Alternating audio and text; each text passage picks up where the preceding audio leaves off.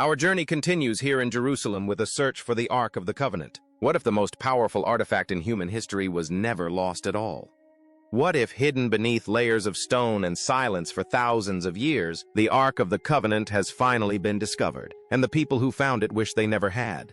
Before we reveal the shocking evidence, hit like and subscribe because some discoveries are so unsettling they challenge everything we thought we knew about history. It began as a routine archaeological excavation in the remote Judean hills.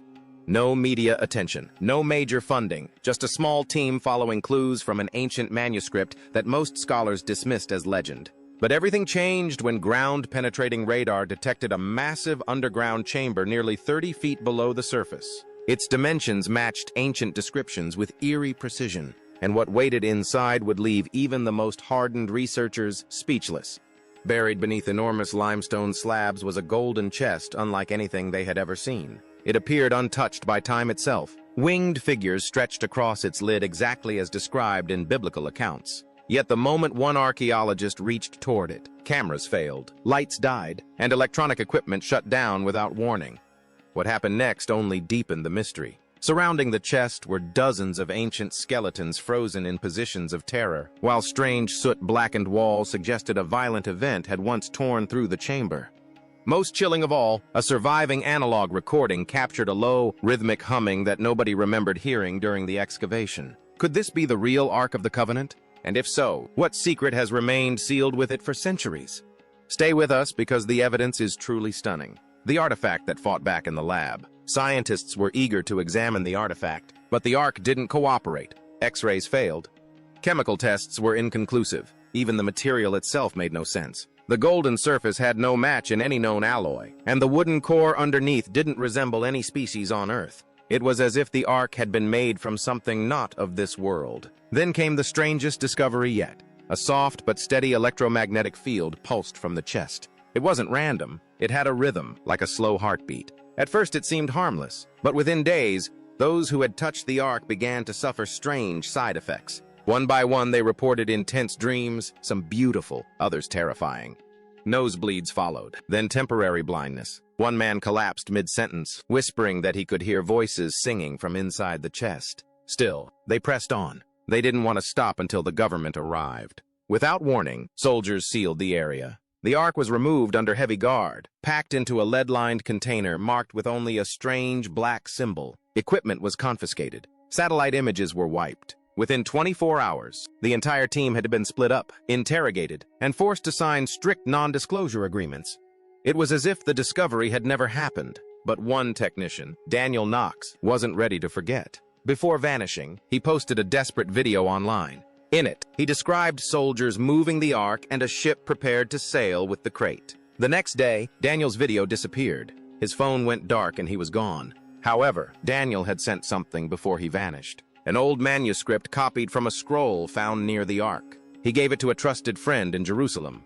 What that manuscript revealed changed everything. It spoke of a second hiding place beneath the mountain where two temples had once stood. The Temple Mount, a place so sacred and politically sensitive that even thinking about a dig there was dangerous. But the manuscript was clear. Under the cornerstone, sealed during the days of the prophet Jeremiah, there was a mirror room. A controversial professor from Tel Aviv, often dismissed as a conspiracy theorist, had spoken of this hidden chamber for years. No one listened until now. With the help of hidden scanning tools smuggled in piece by piece, a small team surveyed the ground beneath the Temple Mount. What they discovered made even the most skeptical scientists pause beneath the layers of stone and time was something else. But everything changed when a determined researcher cross-referenced those symbols with an ancient manuscript. What he found was stunning. The plate wasn't just decoration. It was a map. The symbols formed a star with a winding path through it. When overlaid with an old Crusader-era map of the Temple Mount, the winding path matched a series of sealed tunnels, mostly forgotten by time.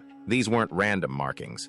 They were a coded route leading to something hidden deep beneath one of the most sacred places on Earth. This revelation echoed legends long held by Ethiopian priests who claimed that centuries ago, the Ark of the Covenant was moved by ship to Axum, Ethiopia. There, it was said to be kept in a small guarded chapel protected by a single monk who could never leave. Most historians scoffed at the idea until records from a secret Allied mission in the 1940s resurfaced. The mission's goal was to recover culturally significant artifacts from across the Middle East, declassified decades later. The mission's documents mentioned an unregistered container uncovered at an excavation site in Egypt. It wasn't in any museum inventory, but one name appeared again and again: Dr. Emery Foster, an elusive archaeologist believed to have inspired the fictional Indiana Jones. His final report described something extraordinary: a glowing golden object that should not be moved. Then silence. The report ended abruptly. The last page had been torn out. The location was classified. Nothing more was heard of it. That is until a retired American intelligence agent mailed a package to a Jerusalem journalist named David Lewin. Inside was a blurry Polaroid of a golden chest surrounded by people in protective suits. On the back, someone had written Sinai 1968. Also included was a map with circled areas, one of them overlapping with a modern radar scan taken just months earlier. Lewin followed the trail through old Crusader maps, former Vatican archivists, and even ex-employees at Mossad. The deeper he dug, the stranger the story became. According to a letter inside the package, the Ark had been moved 3 times since World War II, and somehow it had recently returned to its original chamber under the Temple Mount. No one knew why. The letter ended with a warning: they are preparing. Something is coming. Soon after, Lewin received a small box on his doorstep. No return address. Inside was silver shekels from the Second Temple period. But unlike others in museums, these were untouched, pristine, as if they had never seen the light of day. Whatever lies beneath Jerusalem may be older.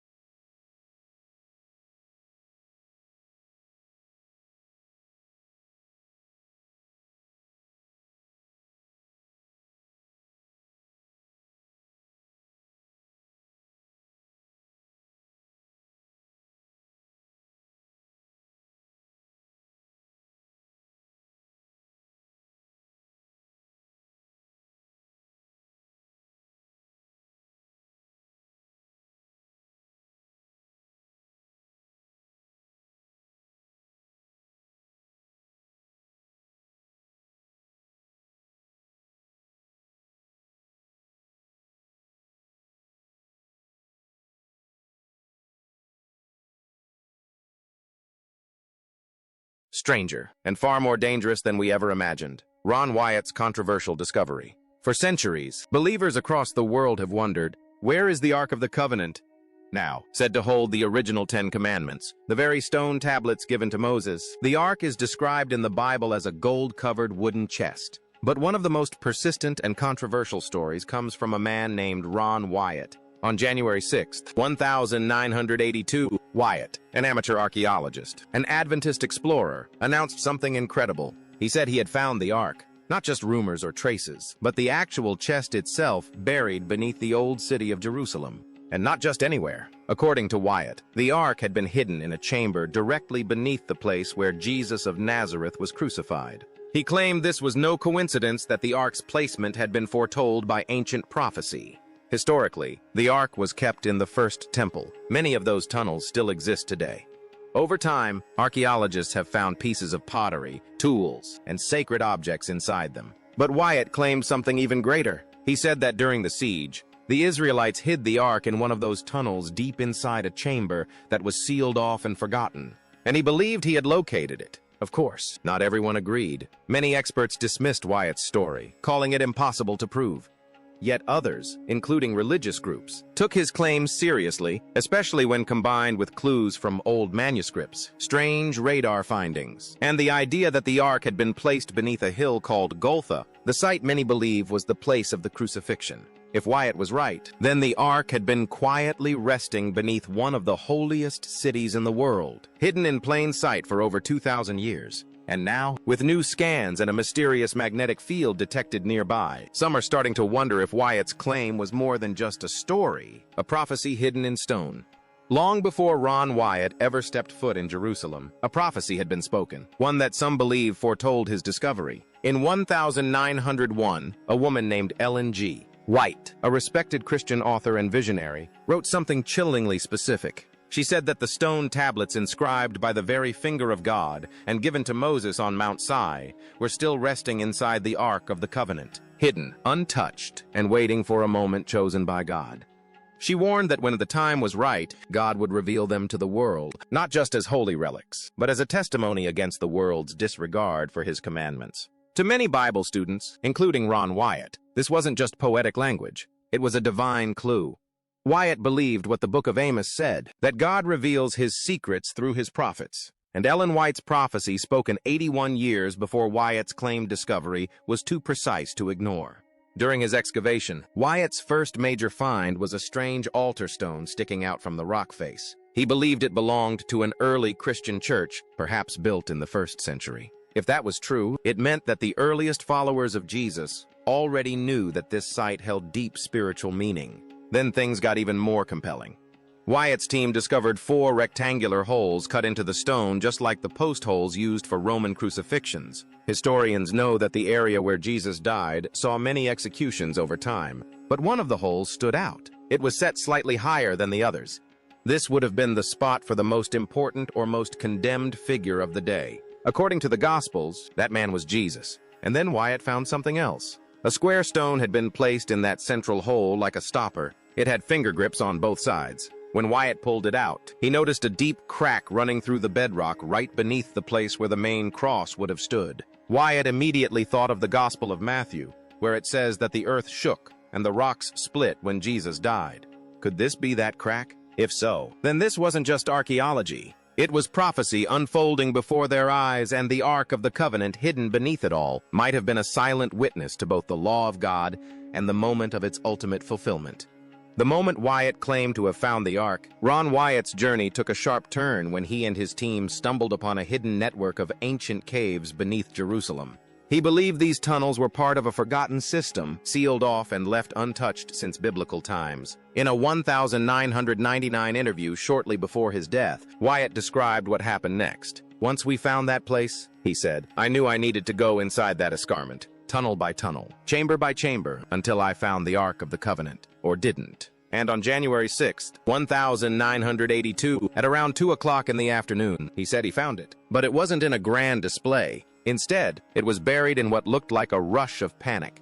The chamber was packed tightly with debris.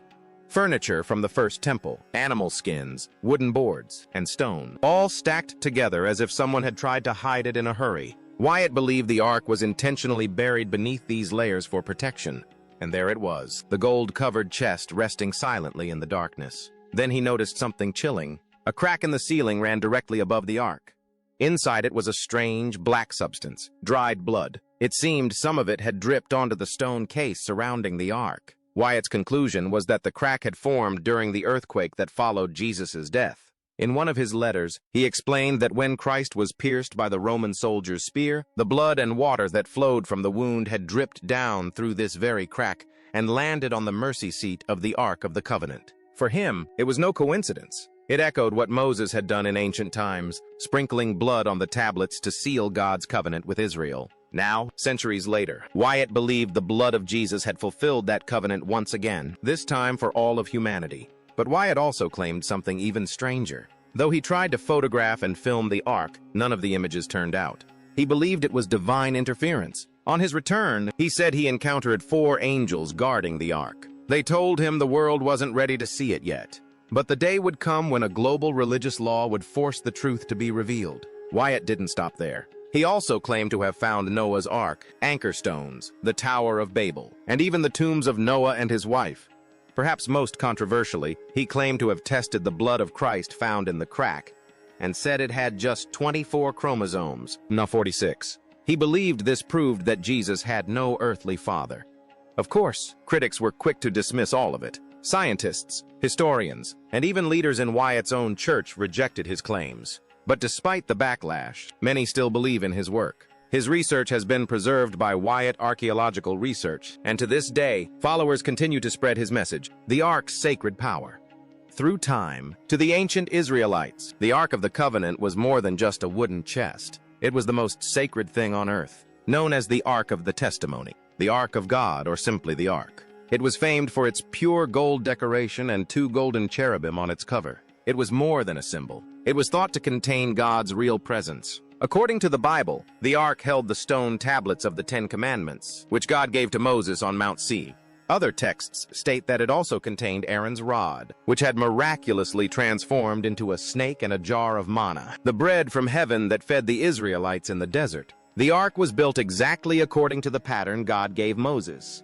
The Levites, Israel's priestly clan, carried it with long wooden poles, never touching the Ark itself. It constantly went ahead of the travelers on their trek, guiding them through the wilderness. So, what happened to it? Jewish tradition offers various possibilities. Some claim it was stolen and transported to Babylon. Others think it was hidden by King Josiah within the temple or by the prophet Jeremiah in a cave on Mount Nebo. Nobody truly knows.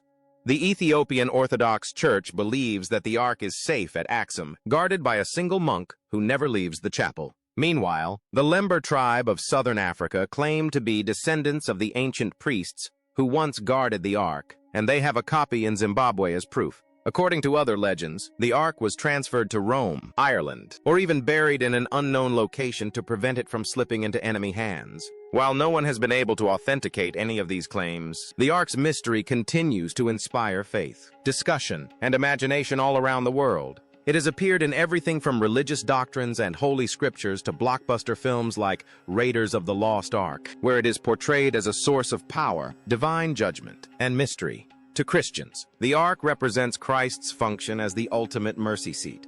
In Islam, it is referenced in the Quran. Even the Baha'i faith regards it with spiritual veneration. Despite all the symbolism and hallowed history, one question remains. Where is it now? Has it truly been found? Archaeologists and Bible experts are still searching for evidence, not only to find the Ark's final resting place, but also to comprehend why its story was so important to ancient believers. Some analysts believe the design was inspired by Egyptian or Bedouin customs. Others believe the Ark's function was always spiritual, allowing mankind to feel closer to the divine. Jerusalem of Gold. A new clue. Near the Ark's last known location, in the heart of ancient Jerusalem, where the Ark of the Covenant was once believed to rest, a surprising discovery has stunned archaeologists. An ancient gold ring buried for over 2,000 years has just been unearthed. The tiny ring set with a red gemstone was found at the Givati parking lot excavation site within the city of David, just steps away from the Temple Mount where the Ark of the Covenant was reportedly kept in the Holy of Holies. The dig led by the Israel Antiquities Authority and Tel Aviv University revealed what some are calling one of the most impressive jewelry finds ever made in Jerusalem. At first, a soil sifter thought the ring had been dropped by a modern-day worker. but upon closer inspection, experts realized it was something far older, dating back around 2,300 years to the time of the Second Temple and the early Hellenistic period. This is the first time that such a large collection of gold jewelry from that era has been found in Jerusalem, said Ephra Boer, the lead excavation manager.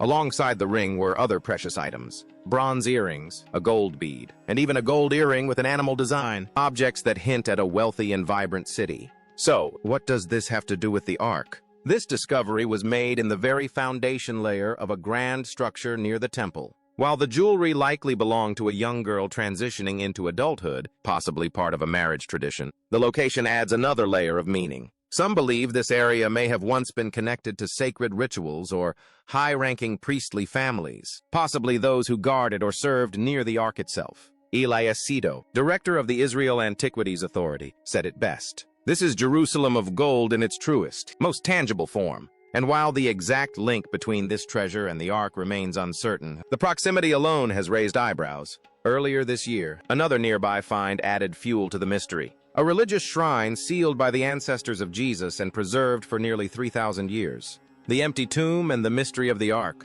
For generations, many theologians have suggested that the Ark of the Covenant was more than a sacred chest holding holy artifacts. They believed it served as a prophetic symbol, pointing forward to something infinitely greater, the person of Jesus Christ. The connection becomes especially striking on the morning of the resurrection.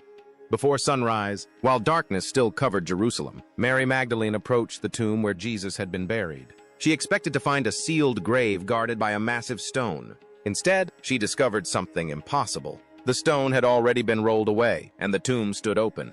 Even more shocking, Jesus' body was gone. Overcome with fear and confusion, Mary hurried back to find Simon, Peter, and John. "They have taken the Lord out of the tomb," she told them, "and we don't know where they have put him." The two disciples immediately raced toward the burial site. John arrived first, but stopped at the entrance. Looking inside, he saw the burial cloths lying there.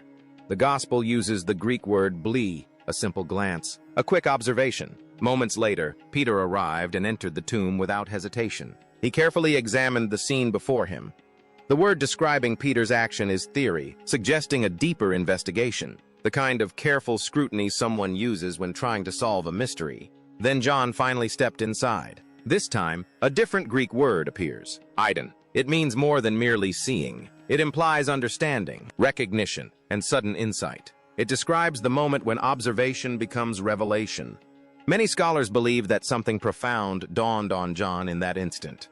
The empty tomb was not merely a burial chamber, it had become a sacred place where God's redemptive plan was being unveiled. The linen wrappings remained behind, carefully arranged, while the headcloth lay folded separately. Every detail seemed deliberate. Some theologians see a remarkable parallel to the Ark of the Covenant. In the Old Testament, the Ark represented God's dwelling among his people. Its most sacred feature was the mercy seat, the golden cover positioned between two cherubim. It was there that God promised to meet with Israel and reveal his presence. Likewise, the resurrection scene directs attention not to what remained, but to what was absent. The power of the Ark was never merely in its gold or its contents. The power of the empty tomb was not in the cloths left behind. The true significance lay in the reality that God's presence had moved beyond both. Although the Gospel notes that the disciples still did not fully understand everything foretold in Scripture, they eventually left the tomb and returned home. Mary, however, remained. Unable to leave, she stood outside weeping.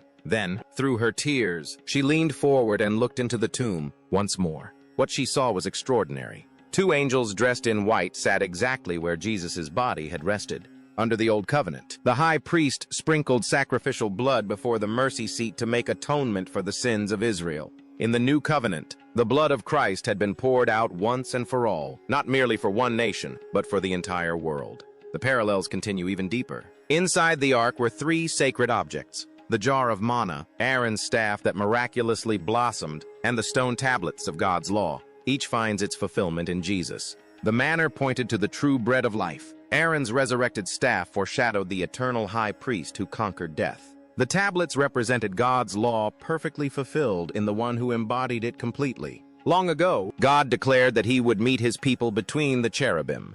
Now in a quiet garden tomb outside Jerusalem, that promise seems to reach its ultimate fulfillment. Mary encounters not a golden box hidden behind a curtain, but the reality to which the Ark had always pointed, the risen Christ himself. Could the Ark of the Covenant have been more than a sacred relic preserved from Israel's past? Many believe it was a divine shadow cast forward through history, preparing humanity for the moment when mercy, sacrifice, and resurrection would meet in a single place. Not between golden cherubim, but between two angels seated beside an empty tomb, the place where Jesus had once lain and where death itself had been defeated.